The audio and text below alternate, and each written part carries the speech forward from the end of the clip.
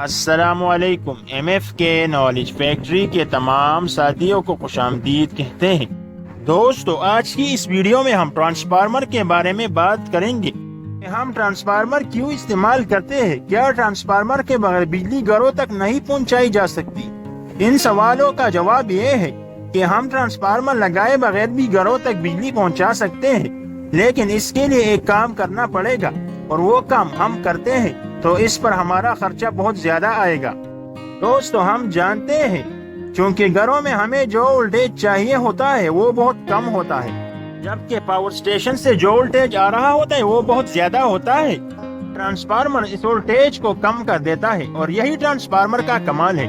اگر ٹرانسفارمر نہ ہوتے تو پاور سٹیشن سے آنے والی پاور کے لیے کرنٹ کو بہت زیادہ بڑھانا پڑتا، تب جا کر وولٹیج کی مقدار کم ہوتی، کیونکہ فی فور میں کرنٹ اور وولٹیج ایک دوسرے کی انورسلی ہے، الٹ ہے۔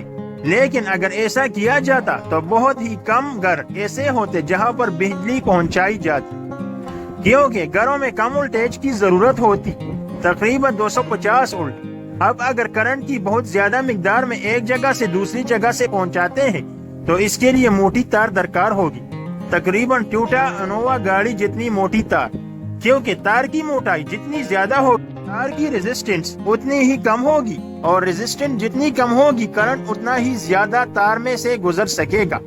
آپ خود سوچیں کہ اس پر کس قدر زیادہ خرچہ آئے گا۔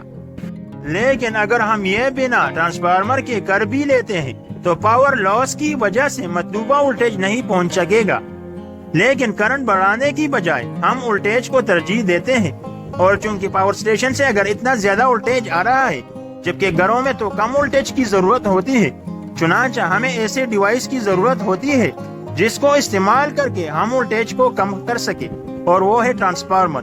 ہمارے گھروں کے آس پاس جو ٹرانسفارمر لگائے جاتے ہیں وہ سٹیپ ڈاؤن ٹرانسفارمر ہوتے ہیں۔